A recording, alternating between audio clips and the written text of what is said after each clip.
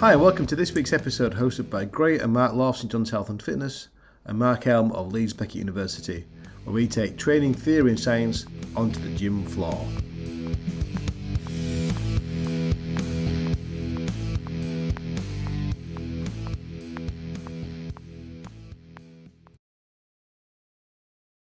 Afternoon, everybody. Welcome to the Yorkshire Fitness Podcast. So today we are on episode 43,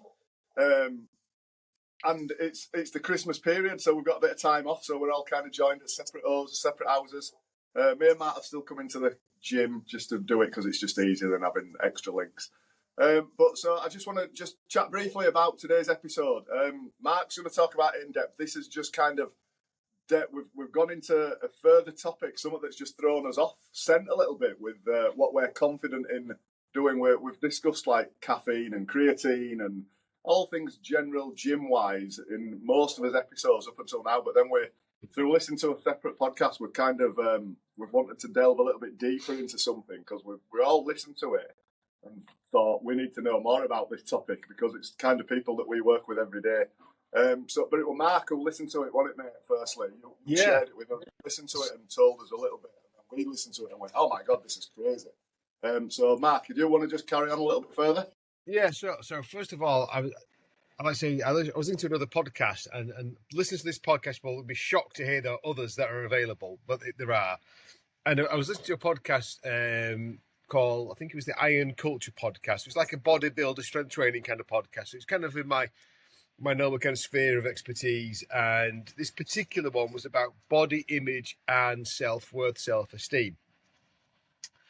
And it kind of struck a bit of a chord with me. I'm not going to go too deep into it, but it mentioned a lot of themes that affect me on a personal level, and spoke a lot about kind of how I've thought about myself over 40 odd years now. And I was just listening to it, I was thinking, actually, this probably describes not just me, but I would imagine a huge number of people in the population. But thinking about the kind of typical kind of client that Gray and Mark would get going, you guys need to listen to this because I think it really, really speaks to kind of why most people are driven to start going to the gym or start an exercise program, kind of the driver that gets people going, if you like. So we need to talk about this one. And as we were talking about these two ideas of body image and self-worth, kind of going, actually, we aren't capable of doing it justice.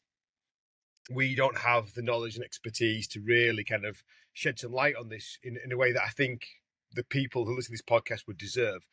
And it just so happens we have within our circle of long-time friends an expert. I thought we need to get Johnny on and help us kind of get this across. So I suppose that's where we introduce we need a trumpet or kind of a buzzer or a siren or a horn, something. We have guest alert. We have a guest.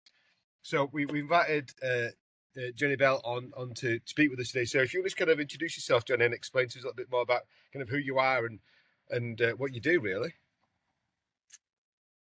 Hi boys, so my name's John Bell. I'm a psychotherapist. I live over in York. I've got my own organisation and I've got a couple of associate roles which I'll go into as well probably later on in the podcast. But essentially I'm a counselling psychotherapist working with athletes and non-athletes.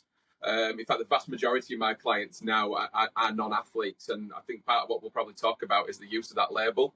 What is an athlete as opposed to what is, someone who is essentially would I regard themselves as a non-athlete. And I think it's really important that as we go through this podcast, we really return back to that human aspect of what it is to be an athlete, to be a performer, to be someone who sees themselves as someone either elite or someone who wants to be other than they are. Because a lot of time we get tripped up on labels, and that can be really, really challenging as well for a lot of people, particularly my sports-based clients. Who we are around identity is really, really important. So it's my job is to break that down and to help people and guide people through their sports journeys, but also working with people who are outside of sport as well as a counselling psychotherapist as well. That's me. Fantastic. So they started off with this, like the idea of body image and self-worth and self-esteem.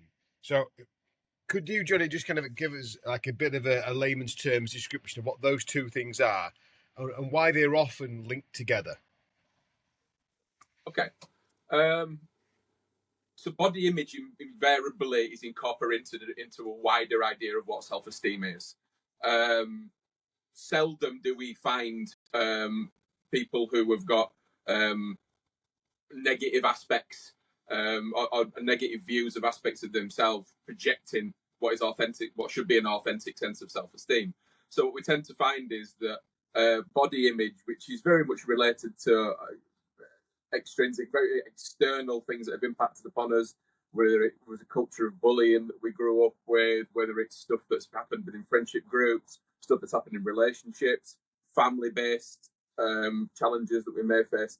The drivers are myriad and very, very complicated, but essentially, body image is how we see our physical self, how we feel that is almost a currency, because as a very aesthetic, very material, very perfectionist dominated environment which we find ourselves in 2024 through social media and lots of other channels, how we see our body often can be stripped right down to quite reductively to like currency.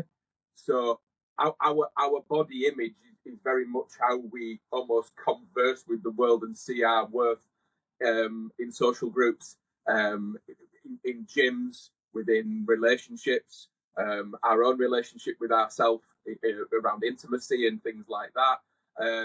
And so body image is extremely important because it's a strand of self-esteem. And if that's not right, then our self-esteem can invariably be something that needs challenging and working with really, really carefully. So self-esteem is a really simple way to see self-esteem is, are we in safe hands with ourselves? Do we believe ourselves to be enough? And we hear this, we see it on memes and Instagram posts, and the trite sort of schmaltzy aspects of it notwithstanding. Actually, being enough is really, really important. Otherwise, we're driven to perfectionism, we're driven to a scarcity mindset. And self-esteem is that knowledge that we are in safe hands with ourselves. We trust ourselves, that we believe in ourselves in terms of being enough, in terms of being able to navigate a really tricky world that we're in.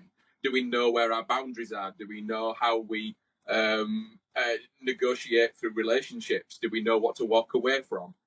Do we know how to move towards things that are going to be good for us rather than striving for things that either other people are doing that are going to harm us or are driven by shame? So self-esteem is knowing how to negotiate and navigate the world. Body image is a subsection of that, and a really, really critical one. It's pretty deep, isn't it? When like to go into it. I mean, you can simplify it, and I think we all know where we can all relate to every single bit of that. I think, mate, can't we? Do you know what I mean? And it doesn't matter what whereabouts we are in his lives or whereabouts we think we are. We are always like, even if you think that you're doing everything for yourself, there's always that little bit that that you're doing it for.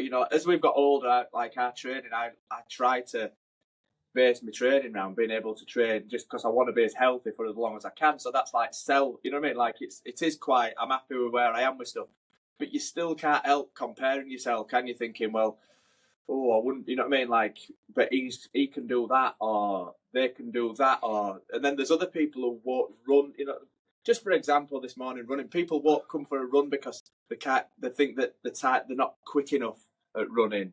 So there's no point running, and that's like self-worth again. And it's like, well, there's no point me doing it because I'm not good enough. Whereas, like if you're happy with where you are, like you should be able to just go and do it for you, shouldn't you? Because if you're doing it, it's for you, and it's going to help you become better. So it does all, but I don't know. It can go off on loads of angles. This is why we got you on, Johnny. Yeah. We could talk about each topic, I think. Yeah. In like each little part of it for hours, I think. Yeah. And get it, but we need to keep it as simple as we can, I suppose. That people have got something to take away from it and understand where they are, and we can all understand where we all are in that spectrum of self-worth and image. I've always had quite a simple. Sorry, because this is just following on from that. I've always had a really simple outlook on like fitness, health, fitness, nutrition, because I've always thought my way of living is quite simple. I eat very similar foods nearly every day. Like my breakfast is usually the same. I can get by. My breakfast is either Now it's a protein smoothie. I'm going through a mixed berry smoothie phase, and I'll have that every single morning. I have scrambled egg on toast nearly every single day. You know, like my evening meal might change around the kids and whatever Kel makes and stuff. But it's really simple, and I've just got a really simple view on it. And then my exercise, I enjoy exercise. I enjoy the feeling after exercising. So I've always tried, when people have come to us for help, either to get fitter, lose weight, whatever, I've tried simplifying it. Because in my head, it is simple. But then listening to that podcast, the Iron Culture podcast, it blew my mind a little bit. I was like, oh my God, I'm actually not really simple. I know for a fact sometimes I'll go to get a snack and I'm like, ooh, should I actually eat that? Oh, have you trained today? Have you, will this affect your blood sugars? And just crazy things. And then it made me think, we shouldn't be simplifying things to us clients. It's a deeper thing. Like I just feel now we're underqualified to try and help anybody with their nutritional needs because you don't know what's going through in the minds, do you? That's a really, really interesting point. And you are right. From my perspective, you are right. But there's a bit of a paradox here. And for anyone who's really interested, I'd really recommend Mark Manson's book, The Subtle Art of Not Giving a Fuck. It's extremely, extremely important, I think, in these modern times around the simplification of what life, self-esteem, and our priorities are. And you hit on a really good point there, Greg, because the simplification of life has a really, really healthy outcome around enjoyment and happiness. And ultimately, that's what my job is. I'm a simplifier. It's my job to strip away quite a lot of the complexities. Now, the simple answer is invariably the correct one. The A to B is invariably the correct one. It's that a lot of the complexities that people carry mean that simple gesture, that simple self-esteem based gesture, you know what? I need to eat less and do more. I need to eat right and I need to start socializing more. Those are really simple statements. But when low self-esteem, low body confidence, trauma, past difficulties start to come in, they complicate and they create quite a cloudy worldview for a lot of people. And so you're absolutely right. The simplification of people's food programs, priorities, that's really correct. But what Mark Manson says is, the answer is simple, the execution is complicated, because people's difficulties and challenges, pre-existing challenges that they've been through, mean that just the idea of getting up off their ass and going for a run is extremely difficult. What if people see me? I don't run. What if I look stupid? What if, all those things that I was told about when I was younger, they all come true. And so people sit with loads of deep-seated problems. So the challenge is to get people to live a simple life in a way that if they just landed on Earth, they would have no prior issue with. It's everything we've collected up to the point we walk into exercise. It's everything we've collected to the point we walk into nutrition. It's everything that we've collected before we walk into structure. And, if we're someone who's had a healthy relationship, and I think all of us have played sport to a certain extent on this podcast, some of us may or may not have taken for granted for the idea that if we do A plus B, it equals C. But some people weren't invited to A. Some people are now getting into exercise and getting into looking after themselves in their middle age or whatever age they may be. Probably didn't grow up around sport in a way that means that actually they've got some pre-existing relationship. And so walking into a gym for a lot of people, it's terrifying because it's the environment they weren't welcome in, or it's the environment that people who were shaped like them, who felt like them, they just weren't invited. And so the simplification is absolutely true, but it's about making sure that we navigate that. Great, very good. I just want to come into that complicatedness of it. And I think there's one thing that got mentioned, well, there's several things that got mentioned on that podcast that surprised, shocked me and scared me in probably equal measure. I go back to kind of the thing I said at the beginning of the podcast is, I would imagine if you went to your gym, Graham, Matt, that you'd have a lot of people who start on a health and fitness journey to feel better about themselves. And we can put whatever psychological label to that.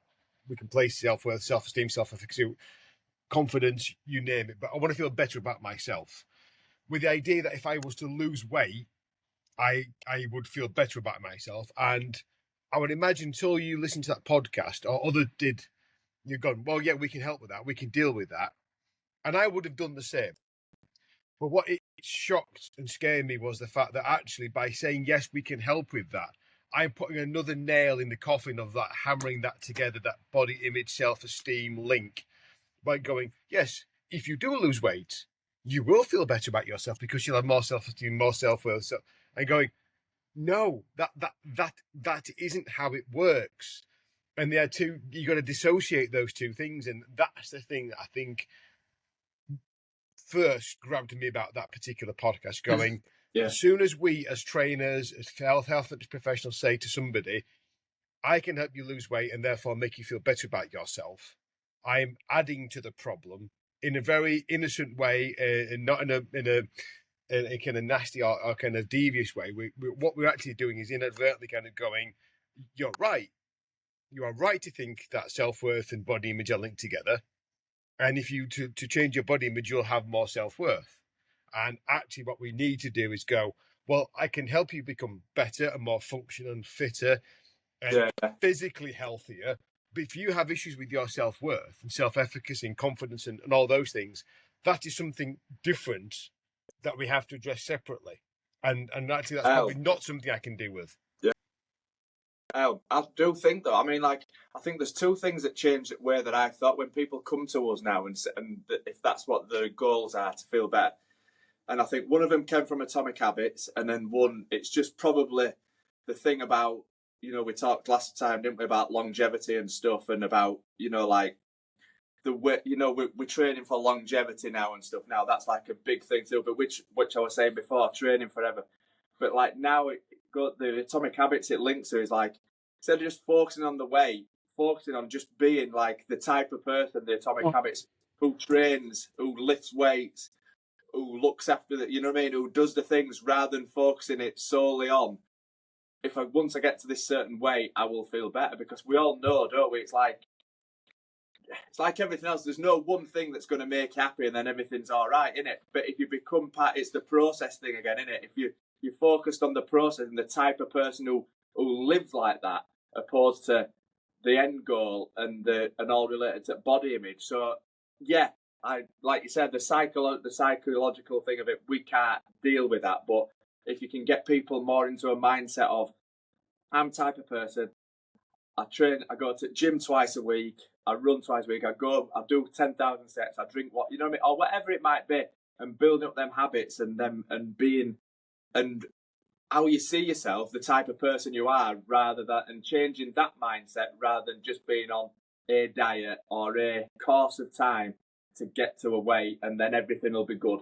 Because as we know, that don't work either, does it? Because you've either, well, going into our side, they either just put it all back on because they've, you know, we talked about that last time, didn't we? The more you take away, you know, the more you hold back from yourself, you just crave it more when you come back, don't you? So I definitely changed with that. But then, like you said, to change them deep-rooted psychological things is probably a hell of a lot more than what we're trying to give them. But I do try and shift away from that, focusing on the weight. Like, you know, everything will be good if you lose this, you know, 5 kilos or whatever it might be that somebody wants to lose. I know from a personal point of view, and I've seen it in rugby players as well in a slightly different way, but I'm sure members of the gym have had this. If you've done like a health check and a body weight is taken as part of that, there's an emotional response to a particular number. Yeah. Like this number, I feel neutral. If I hit this number, I feel happy, and I feel this number, I feel sad. If it's above that number, I feel actually probably more extreme feelings than sadness. It's probably, I know Johnny will talk about shame or guilt or embarrassment or some of these really other stronger psychological terms, but they are nowhere near as kind of like the positive. Like if I go down underneath that particular number, I feel happy. But it doesn't matter how far I go underneath the number, I still feel the same amount of happy. But if I go over that number, every kind of number up, that emotional response gets worse and worse and worse and worse and worse. And I know you've got members who like don't get weighed at all, and some members that don't get weighed frequently. But I would imagine you've seen over the time kind of different kind of negative emotional responses just by simple this arbitrary number on a kind of pressure pad on a floor. And it's something that I've struggled with over many years, and this has been a cathartic experience for me, I'm sure. And just by having this podcast alone, it's made me think slightly differently in preparation for it. But it's like the idea of a number on a device on a floor can have such a profound emotional response in somebody. Going, if that number goes up, that means I am X, Y, Z. And if it goes down, I'm a bit better than I was yesterday. But if it goes up, I've got all these horrific things about myself that I now think. And it's actually quite debilitating in some people, I would imagine. I mean, I don't know, is it something that's come across in your world, Johnny? Absolutely. And our worlds are very much combined, really. And it's interesting to hear you guys sort of almost segregate it and say that's not our world. I think what you guys do, and obviously I know what you guys do, and firsthand, just the quality of what you deliver and the relationships you've got with clients. You're extremely important to clients' mental health. Extremely important, because while ever there's that gateway, there's that physical therapy, there's that training, you're developing relationships through which other stuff can happen and other conversations can happen, and you're starting to sort of deconstruct and clear away all the weeds about why they actually walked in. Very few people are going to tell you why they walk in. You know, it's a really interesting time to be doing this podcast, because ultimately a lot of people are going to be stepping on scales in January and shaming the life out of themselves, because that number's not going to be right. They're going to have pressures, be it middle-aged spread, be it kids, be it limited diaries, whatever. And people are going to be pushed through the doors of gyms just saying, whatever situation I'm in now, I want it to go. I don't want to be like this. I don't want to feel like this. And when we get into that sort of situation, we get into a really quite an entrenched survival mechanism that doesn't have time for something that, Matt, you brought up, which is process. People don't want process when they are desperate. Thirsty people want to drink straight away. They don't want to sit there, drink and look around. They don't want to enjoy the ambience of a place. They just want to drink the effing drink and not feel thirsty anymore. And it's the same when people go into gyms when shame's driving them through the door. They just want to arrive at a number, at which point they can come up for air and go, oh my God, that thing that really, really, really hurt doesn't hurt anymore. And what we do is we fall completely out of sync with process. And there's a really, really interesting guy on Instagram. He's going to be the Name Droppers podcast, is this? Because we all stand on the shoulders of giants, don't we, to be honest? Called Steve Magnus, and he talks about this. He's brilliant. And he says, you better fall in love with process. Don't raise your bar, raise your floor. So we are the sum total of our average days. We're not the sum total of our highlights. They're called highlights for a reason. And a lot of people want to feel entitled to feeling amazing all the time. You know, as from the outside looking in as a therapist, I'm supposed to have my shit together. I have bad days. Like, that shouldn't come as a surprise. But a lot of people go, oh, well, it's all right for you. You're a therapist. You do this, you do that. And a lot of people have it with people in fitness and other things. We other people and we go, well, you should be all right. It's all right for you, isn't it? And the actual fact is it's not. It's not. We are the sum total of our average days and our resilience and our ability to understand actually what we need.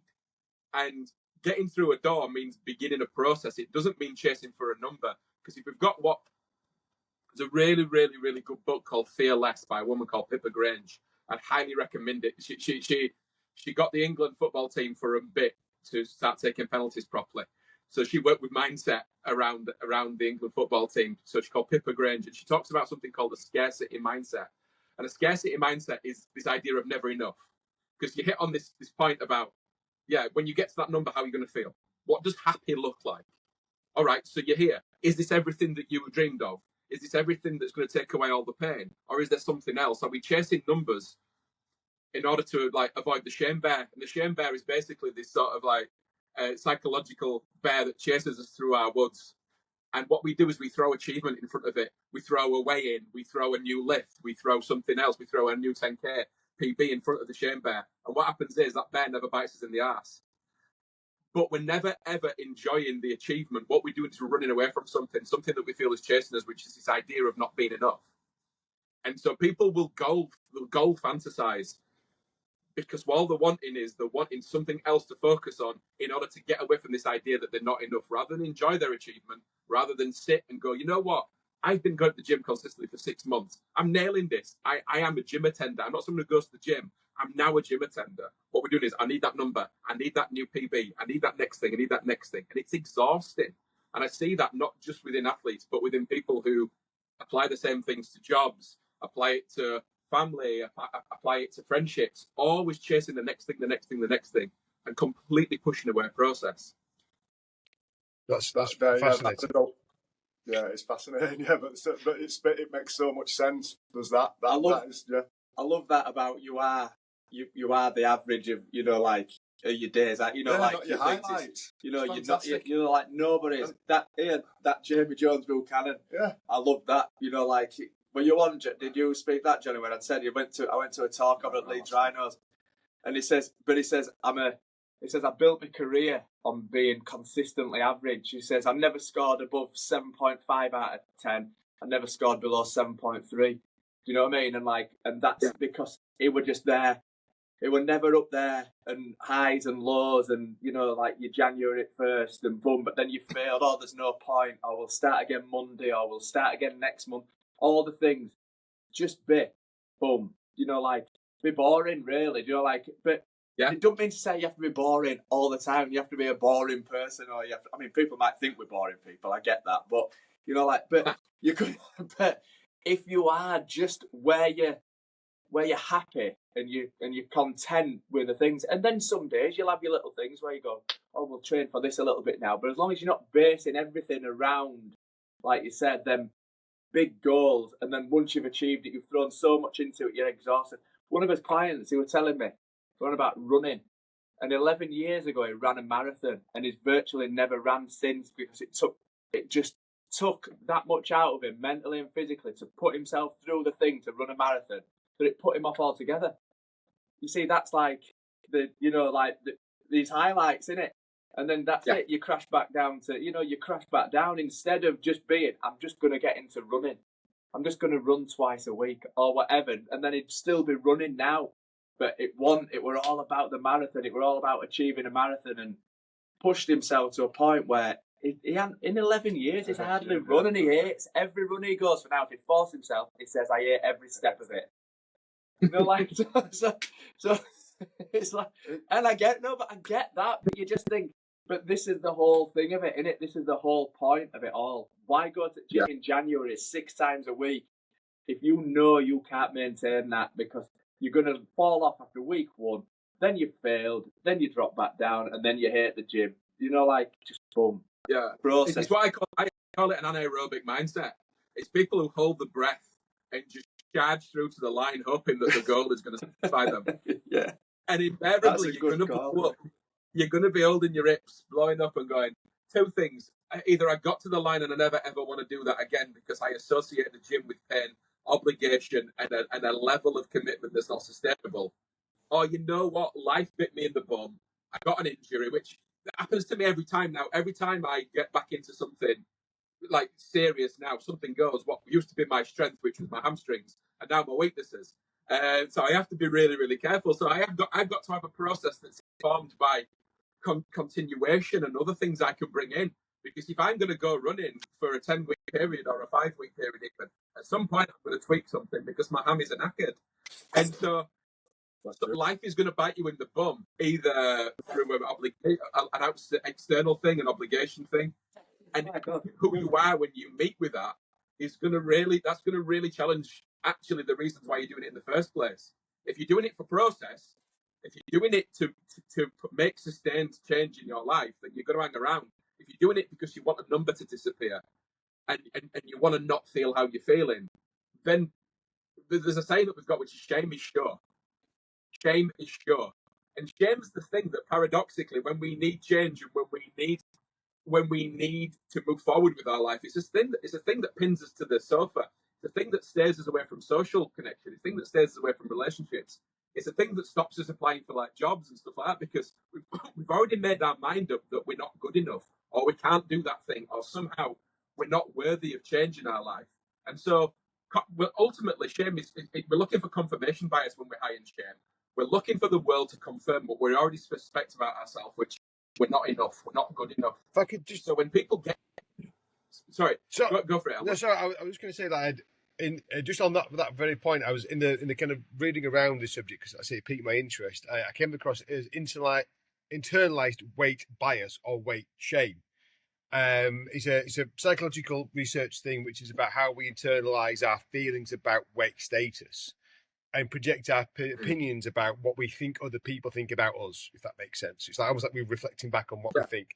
So I'm going to read out some statements that kind of are in that. And I actually think these are the things that that derive shame about weight status, or we apply it to ourselves. And I wonder how many of the people listening to this podcast would tick some of these boxes. Have difficulty accepting compliments about their appearance. Frequently criticize their body weight or size.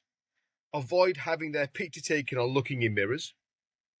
Avoid being naked or intimacy. Cover their body when swimming at the beach or in changing rooms. Turn down opportunities such as dates, job interviews due to beliefs about their weight. Feel unmotivated to exercise. If they feel they can't reach a lower weight. So, for example, I imagine if you had a weight loss client, would be rejecting resistance training because that might make their weight go up, but only want to do lots of cardio because they would feel their weight would go down. Engage in yo-yo dieting, extreme dieting, fad diets, and try to rapidly change their body size, which is the thing you mentioned there before, Johnny. Punish themselves for not reaching their goal weight or for eating certain foods. And you talk about kind of shame. I would imagine each one of those statements is linked to that person attaching a shameful experience or feeling shame in each of those moments. And actually what we've found is people who score highly on each of those questions are highly likely to have depression, anxiety, low self-esteem, low confidence, low motivation, just low everything. So one of the things that struck me when reading this was going, actually, if I was to lose a weight and somebody just gave me a compliment, that feeling of accepting that compliment would still be uneasy. I still would not feel comfortable receiving that compliment. And it happens to me. I don't get compliments often, don't get me wrong. But if I was to get one, I would still feel shame, embarrassment. I would find a way of bouncing it back. I'll show you. Like if somebody said to me, and I lost times how many times I've said this. This is a personal thing for me. I totally cathartic. Going, oh, you've lost some weight almost as well. The scale sound it again. I will bounce it back immediately. I'm like, I'm not accepting it. No, I don't. No. Brain can't process that. And that is me all told. I told this would be kind of an exploration of myself. But if you are listening to this, or I suppose what I'm saying to you is that actually we need to find ways of becoming more accepting of all those behaviours. So if you look in the mirror, whether you've lost weight or not, you don't feel that feeling of shame or embarrassment or whatever term that you feel. Going, that is just me. I'm a good parent. I am a good worker. I am whatever it is I'm doing. Just because I look X does not make me any less of a person. You might want to be healthier, like physically healthier. That's different. Or physically capable of more activity. That is different. But it shouldn't change the way you feel about yourself. And I suppose those statements probably, I think, kind of really summed up how many people will kind of feel about themselves. And any kind of exercise program in the world won't address those just by doing exercise alone or dieting alone, and which is why they're doomed to fail if they aren't addressed. I think it's an interesting point. I think the really important thing to do is to baseline it in some reality, which is to say that I won't know a human being who hasn't experienced at least one of those statements as being true for them. Every single one of us will resonate with aspects of what you just listed there. Shame sits within all of us. Our job is not to be shame free. Our job is to be shame resilient, because we all collect throughout our lives. We all collect reasons and ways in which we see our life through the lens of shame. And so, as you said, it's very cathartic for you, Elmo, like to think about how you deal with compliments and how you deal with positive interaction. And a lot of people carry. I did a workshop on this quite recently called "New Body, Old Feelings." So part of my one of my roles is I work with Keegan Hurst, who some of you guys may know him personally, but like he's the first openly gay rugby league player, and he's got an online organisation called GMC. GMC focuses specifically on gay men, and we've taken a load of people through real physical change. But the one thing that was kept coming up all the time was the idea that regardless of how their bodies had changed and how their shapes had changed and how to the outside world looking in, everything was great. a lot of the internal drivers around shame and inadequacy, around how they saw themselves or how they handled self-esteem, how they handle positive compliments, how they handle things like relationships, and the idea of dating and connection, all very still much adhered to an old way of thinking. And taking people through that change is extremely important, because a lot of our ways in which we see the world are woven into us at a really early age. And we're talking attachment years. So our first 8 to 10 years on Earth are critical for us, and they're critical because they tell us who we are. And a lot of those things that go on can really shape us in terms of how we see ourselves, how we see our body image, how we see our self-worth, the things that are said to us, the ways in which we're treated, the way in which we understand the role that we play in our life and in other people's lives. A lot of those things are woven into us at a really early stage. And so when we come to train later on in life and assume that actions are going to breed really positive reactions in terms of how we feel about things, we discount a lot of stuff that happened early on. And that's where a lot of deeper work comes in. Very good. Right, yeah, great stuff. Are we gonna wrap up there, because we're gonna do 2 episodes of this, aren't we? Yeah. I think it's a good time to pause.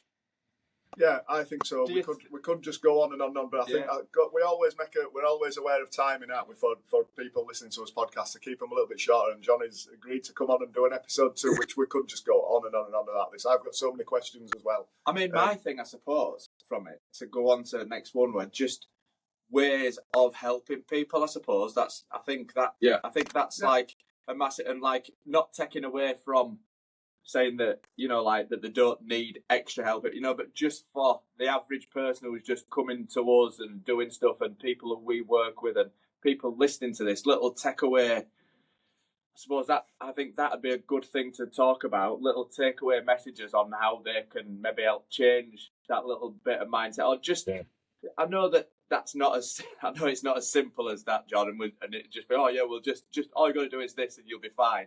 Because like you said, that's the point that Graham, like the simple answer is usually correct. But there's little tools in there for everything, isn't there?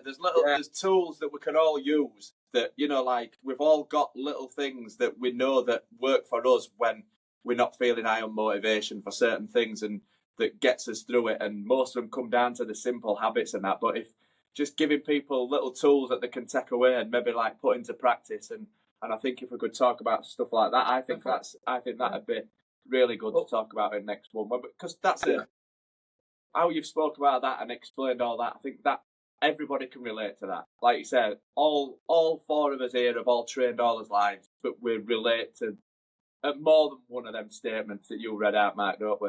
We all relate to more than one of them at some point, not all time, but at some point in our lives, we've related to more than one of them, and some of them are more recurring than others, but it's how we deal with them, innit? Of course, it's one thing I want to ask you a little bit next episode, John, is social media. When you talked about the highlights, and because when you see people's lives through social media, you are basically seeing their highlight, aren't you?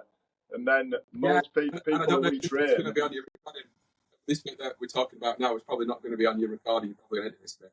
But yeah, it's all question to ask. It's all on, John. It's all on. We're recording everything. It's all on. All right. Okay. I'll speak a little bit diplomatically. The general online coaching, and I proudly belong to an online coaching organisation, but it's only the way in which that's run that means that I am. I'm seeing a lot of online coaching, people with their tops off, ripped in there. I think the point that you made, a lot of pressure. You can look like this when actually a lot of the times there's a lot of stuff going on in the background, which means that individual looks like that, which is not manageable for a lot of people. So what it does is it immediately throws a load of shame and a load of really unmanageable aspiration into people's lives, which is a huge challenge, because most of us are not going to be ripped up. We're not going to be ripped. We're not going to look like that. And and I call it Kurt Cobain syndrome. He wrote Nevermind, an amazing album, and he's still happy with his life. So what you're going to do when you get there, if you put all that effort in, you're still going to be miserable when you get there, because of everything you've had to sacrifice. And a lot of us are not going to end up there anyway. I was going to say that, just at that point. We'll go a bit deeper into the social media thing, because we have loads of trouble with social media, with what people see. Even how the nutrition. So people see these nutritionists cooking the meals, you know, like you eat like this and you will look a certain way. They think they need to be cooking fancy meals every single day. And people, they're busy. They're busy with kids. They've got jobs. They haven't got time to be prepping these meals. Just because they're following somebody on social media whose job it is to cook on social media, they think that they've got to replicate it. And it's like, no, you haven't. 99% of people do not eat like that. Like if you don't meal prep, if you don't meal prep, so I'd love to go into that a bit further, but that'll take a while. That'll be next one. So we'll wrap there. So a big thank you for John for joining us today. If you are listening to this one, if you've got any questions for us or anything that you'd like to hear about in the next one, so I think the next one will be about, yes, we've established what the problem is, but how do we do something about it? But if you've got any questions about that, please do to post them on social media. It'd be nice to have a comment every now and again. Please like and subscribe to us on all the platforms that we're on, which is all of them. Have a great new year if you're listening to this as we come out. And if not, just have a great next week, whatever next week is for you. And we'll see you next time. Thank you for listening to today's episode. If you liked the episode, we'd like you to share with us that on YouTube, Instagram and Twitter. You can listen again on Spotify and Apple Podcasts. Please leave us a rating and a review, and any comments would be more than appreciated. And hopefully you'll tune back next time for our next episode. The Yorkshire Fitness Podcast.